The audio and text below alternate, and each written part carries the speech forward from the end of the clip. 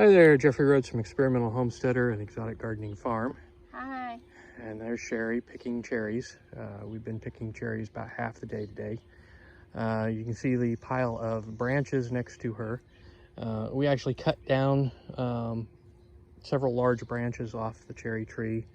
The cherry tree was to a point where we couldn't really reach most of the cherries.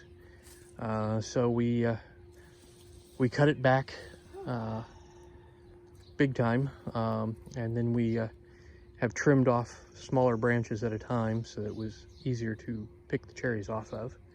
The bucket in front of her is the third bucket of the day, and that is a 2-gallon bucket. So we already have about 4 gallons of cherries inside, and she's almost done with another 2 gallons of cherries. I picked about 2 gallons the other day before we cut back. Yeah, she had trimmed a couple of low hanging branches off before and got about 2 gallons.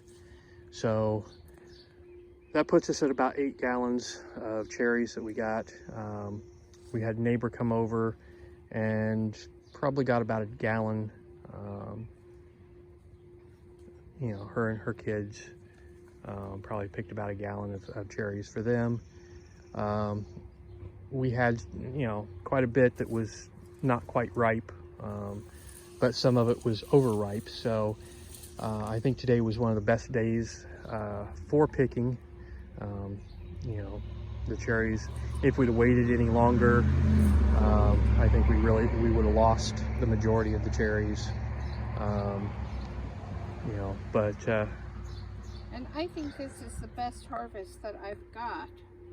I've had that tree going on 20 years because it was the first one that we planted when we bought the property. And I've always shared the pickings with other people. So this is actually the first time that I've got this quantity and that I've kept most of what it's produced for us. Yeah. And we're hoping that by cutting it back like we did, that we'll be able to that it will recover next year, and we'll be able to keep it shorter where we can actually reach the cherries easier, because it had gotten really tall. It was a dwarf tree. All these fruit trees were dwarf, and it said they would only get 10 feet, which is why I picked them. And I think this one was at least 12 at this point. Oh yeah. 12 to 15. Yeah, most of the fruit trees are probably 15 to 20.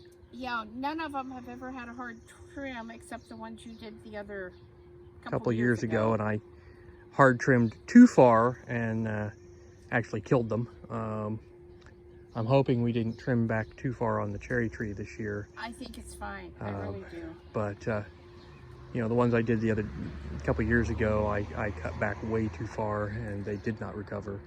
And earlier today I went ahead and just cut down the trunks that were still there.